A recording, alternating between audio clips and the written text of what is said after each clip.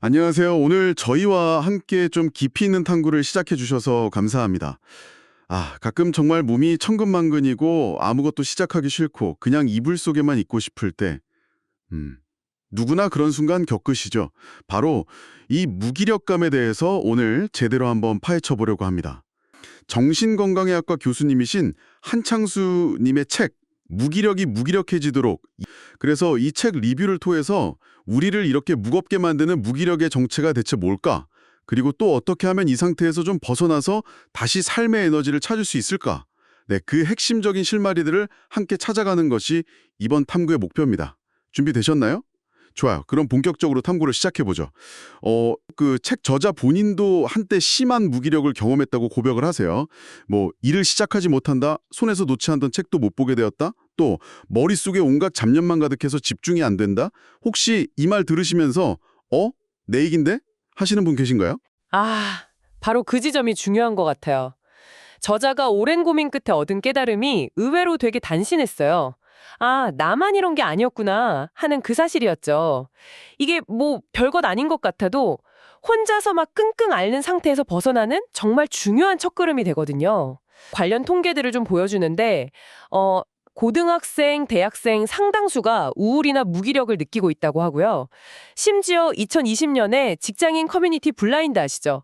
거기서 7만 명 이상을 대상으로 조사를 했는데 응답자의 71%가 번아웃 증후군, 그러니까 소진 상태를 경험했다 이렇게 답했어요. 와, 71%요? 네. 이야, 정말 놀라운 수치네요. 이게 결코 개인의 어떤 나약함의 문제가 아니라는 거군요. 5년간 이 분야를 연구해 오셨고 생로병사의 비밀 같은 방송에도 나오셨다고 하니까 좀 더 신뢰가 가는 것 같습니다. 그럼 이제 가장 궁금한 부분인데요. 도대체 무엇이 우리를 이렇게 무기력하게 만드는 걸까요? 또 여러 원인들을 짚어주던데 이걸 한번 좀 입체적으로 살펴볼 필요가 있겠어요. 원인이 너무 많아서 어디서부터 봐야 할지. 맞습니다. 원인이 정말 다양하게 제시되는데 이걸 크게 세 가지 범주로 묶어보면 이해하기 좀 쉬울 것 같아요. 첫 번째는 우리의 몸, 그러니까 신체적인 토대와 관련된 부분입니다. 가장 직접적인 건 역시 체력 부족이죠. 뭐랄까, 배터리가 방전되면 기계가 멈추잖아요. 그것처럼 몸에 에너지가 없으면 마음도 움직이기 어려운 거죠. 네. 번아웃도 바로 여기에 속합니다. 한국의 그 긴 노동시간, OECD 평균보다 연간 265시간이나 더 많다고 하죠. 이런 신체적 과부하가 계속되면 결국 소진 상태에 이르는 겁니다. 265시간이요? 네. 실제로 주 60시간 초과 근무하는 그룹은 우울증 위험이 현저히 높다는 연구 결과도 소개되었고요. 신체적인 과부하가 정신적인 문제로 바로 이어지는군요. 생각해보면 당연한데도 이걸 좀 관가하기 쉬운 것 같아요. 그렇죠. 그리고 또 흥미로운 연구 결과도 있었어요. 고려대 연구팀이 3,000명 이상을 분석했는데 소나귀 힘, 즉 악력 있잖아요. 네네. 이 악력이 가장 약한 그룹이 가장 장한 그룹보다 우울증 발생 가능성이 2배나 높았다는 거예요. 2배나요? 네. 그러니까 신체 상태가 정신 건강과 얼마나 밀접한지를 보여주는 단적인 예라고 할 수 있죠. 그리고 마지막으로 눈에는 잘 안 보이지만 중요한 신경 호르몬의 불균형도 있습니다. 세로토닌, 노르에피네프린, 도파민 같은 뇌 안에 있는 신경 전달 물질들, 이 균형이 깨지면 기분이나 활력에 직접적인 영향을 미치거든요. 결국 몸이 먼저 지치면 마음도 따라갈 수밖에 없다. 이런 이야기입니다. 그렇군요. 몸이 기분이다. 그럼 두 번째 범주는 어떤 건가요? 두 번째는 우리의 생각과 마음 상태, 그러니까 심리적인 덫에 관한 부분입니다. 의지력 저하를 언급했는데 이게 단순히 뭐 게으름 이런 거랑은 좀 달라요. 해야 하는 건 아는데 도저히 시작할 에너지가 없는 상태. 이걸 말하는 거죠. 네네, 알죠. 그리고 또 자율성이나 통제권 부족도 큰 영향을 미칩니다. 내 삶이나 내가 하는 일을 스스로 결정하고 이끌어간다는 그런 느낌? 그게 없을 때 무력감을 느끼기 쉽죠. 어차피 내가 뭘 해도 바뀌지 않아. 뭐 이런 생각이 스멀스멀 올라오는 겁니다. 그 느낌 뭔지 알 것 같아요. 진짜 내가 주도권을 잃었다고 느낄 때 힘이 쭉 빠지죠. 미래가 너무 불확실하다고 느낄 때도 그렇고요. 영상에서도 미래 예측 불가능성을 원인으로 꼽았었죠. 맞습니다. 이런 통제 불능 상황이 자꾸 반복되면 더 심각한 상태로 이어질 수가 있는데요. 바로 학습된 무기력입니다. 시험 공부 예를 들었잖아요. 몇 번 실패하고 나면 아, 난 뭘 해도 안 돼. 이런 생각이 딱 굳어져서 아예 시도조차 안 하게 되는 경험. 네. 이게 바로 학습된 무기력입니다. 어떤 노력을 해도 결과를 바꿀 수 없다는 믿음이 일반화되면서 의욕, 사고방식, 감정 조절 능력 이 전반에 영향을 미치죠. 예를 들면 심한 직장 내 괴롭힘 피해자가 보이는 극심한 무기력. 이것도 이와 관련이 깊다고 볼 수 있어요. 와, 듣기만 해도 정말 빠져나오기 힘든 덫처럼 느껴지네요. 그렇죠. 여기에 더해서 시작 자체에 대한 심리적 저항감도 있습니다. 뭔가 익숙하지 않거나 너무 큰 목표 앞에서는 아, 실패하면 어떡하지? 이런 두려움 때문에 시작을 못하는 거죠. 네. 그리고 또 힘든 상황에서 자기 연민에 빠지는 것도 위험할 수 있어요. 자신을 불쌍히 여기는 마음, 그 뒤에는 스스로를 좀 하찮게 여기는 시선이 숨어 있을 수 있거든요. 그래서 자존감을 깎아내리고 무기력의 늪으로 저 깊이 빠뜨릴 수 있다는 분석입니다. 와, 원인들이 정말 복잡하게 얽혀 있네요. 신체적인 문제랑 심리적인 문제가 막 서로 영향을 주고받는 것 같고요. 정확합니다. 그래서 저자는 정신건강의학과 의사로서 만약 이런 좀 일반적인 원인들에 해당이 안 되는데도 심각한 무기력이 계속된다면 그때는 우울증이나 공황장애 같은 기저질환의 가능성도 반드시 고려해야 한다고 강조합니다. 아, 네. 특히 국내 우울증 환자들이 우울감보다 피로감을 가장 흔한 증상으로 호소한다는 국가건강영양조사 결과가 있거든요. 이게 주목할 만해요. 그러니까 지속적인 피로, 의욕저하, 불안, 불면 이런 게 있다면 전문가 상담이 필요하다는 중요한 신호일 수 있다는 거죠. 네, 전문가의 도움이 필요할 수 있다는 점 이거 꼭 기억해야겠네요. 그럼 마지막 세 번째 범주는 뭔가요? 세 번째는 우리를 둘러싼 관계와 환경에서 오는 영향입니다. 공감 피로라는 개념이 아주 흥미롭게 소개됐죠. 공감 피로요? 네, 타인의 고통에 깊이 공감하는 능력, 이건 물론 훌륭한 거지만 이게 지나치면 내 에너지가 고갈될 수 있다는 겁니다. 특히 의사, 간호사, 또 치매 환자 간병인처럼 타인의 아픔을 계속 접하는 직업군에서 나타나기 쉽다고 하고요. 주변에 보면 왜 남을 돕느라 정작 자신은 돌보지 못하고 지쳐가는 모습들, 그런 경우 보신 적 있으실 거예요. 아, 저도 딱 떠오르는 사람이 있네요. 항상 남 걱정 먼저 하고 힘든 일 다 도맡아 하는데 보면 정작 본인은 너무 힘들어 보이는 그게 공감 피로일 수도 있겠군요. 네, 그럴 수 있습니다. 그리고 또 외로움 역시 중요한 원인이에요. 이게 단순히 혼자 있는 시간이 많다는 그런 물리적인 상태뿐만 아니라 세상과 단절되어 있다는 주관적인 느낌이 중요합니다. 젊은 성인 10명 중 6명이 외로움을 느낀다. 이 조사 결과는 현대사회의 어떤 단면을 보여주는 것 같기도 하고요. 네. 외향적인 사람도 당연히 외로움을 느낄 수 있고요. 이 감정은 심혈관 기능 저하나 수면장애 같은 신체 건강 문제와도 연결될 수 있다고 합니다. 그리고 마지막으로 우리가 피할 수 없는 고통이죠. 사랑하는 존재와의 이별. 이것은 삶의 의미나 에너지를 정말 송두리째 앗아가는 경험이기 때문에 깊은 무기력으로 이어질 수 있다고 책은 설명합니다. 와, 정말 다양한 원인들이 있네요. 신체적, 심리적, 그리고 관계나 환경적 요인들이 정말 복합적으로 작용한다는 걸 알 수 있었습니다. 이렇게 원인을 알고 나니까 이제 그럼 어떻게 해야 하나 이 궁금증이 더 커지는데요.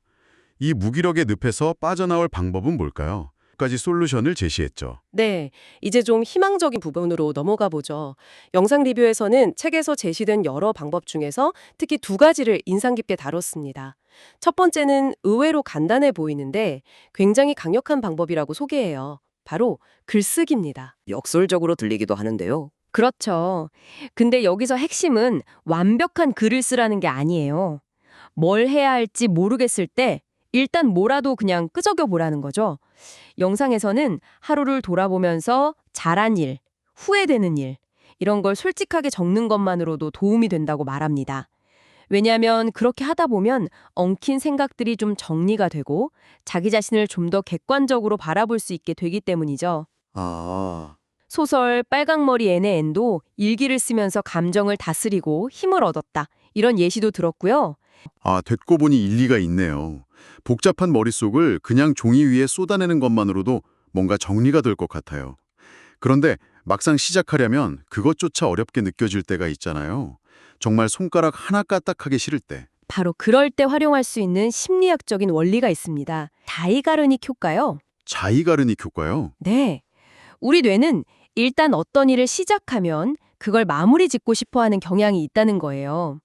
글쓰기 정말 싫어도 일단 노트북을 켜고 제목만 쓰거나 아니면 첫 문장만 딱 시작하면 어느새 몰입해서 막 써내려가는 경험 혹시 해보신 적 없으신가요? 아, 네, 있어요. 이게 바로 자이가르닉 효과입니다.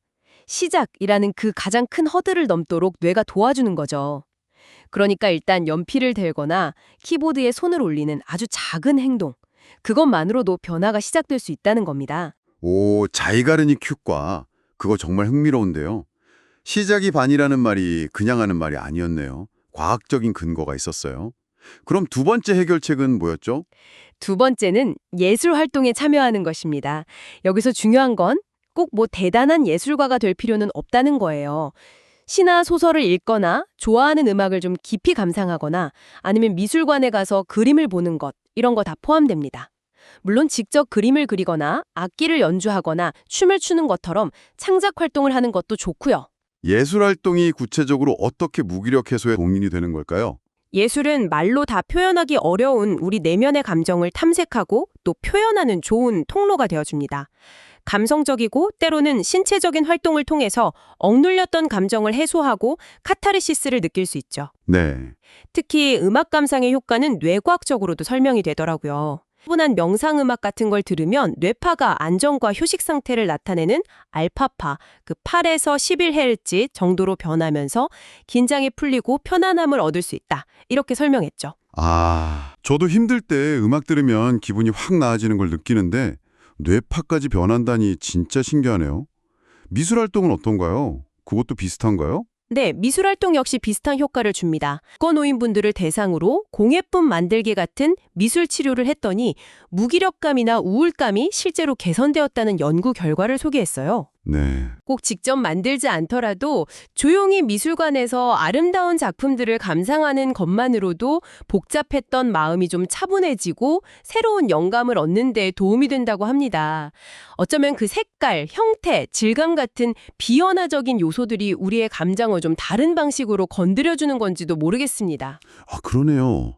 글쓰기가 생각을 정리하는 데 좋다면 예술 활동은 감정을 좀 어루만져주는 그런 역할을 하는 거군요. 둘 다 한번 시도해볼 만한 가치가 있겠어요? 맞습니다. 세계 1장에 저희가 앞서 살펴본 다양한 원인별로 훨씬 더 구체적이고 세분화된 해결책들이 제시되어 있다고 덧붙였어요. 예를 들면 체력 부족에는 어떤 운동과 영양이 필요한지, 공감 피로에는 건강한 경계선을 어떻게 설정하는지 이런 맞춤형 조언들이 있겠죠? 네네. 또 책의 3부에서는 이렇게 되찾은 활력을 어떻게 유지하고 무기력의 재발을 막을 수 있는지에 대한 방법들을 다룬다고 하니까 좀 더 깊이 있는 정보가 필요하다면 책을 직접 참고하시는 것이 좋겠습니다. 네. 오늘 탐구를 통해서 무기력이라는 게 단순히 개인의 의지 문제가 아니라 신체적, 심리적, 또 환경적 요인이 아주 복합적으로 작용하는 현상이라는 것을 명확히 알 수 있었습니다. 그리고 가장 중요한 것은 이게 혼자만의 문제가 아니며 글쓰기나 예술활동처럼 일상에서 우리가 시도해볼 수 있는 구체적인 방법들이 있다는 사실이겠죠. 그렇습니다. 특히 글쓰기가 단순히 감정 배설을 넘어서 생각을 정리하고 미래에 다시 집중하도록 돕는다는 점이 저는 참 인상 깊었습니다.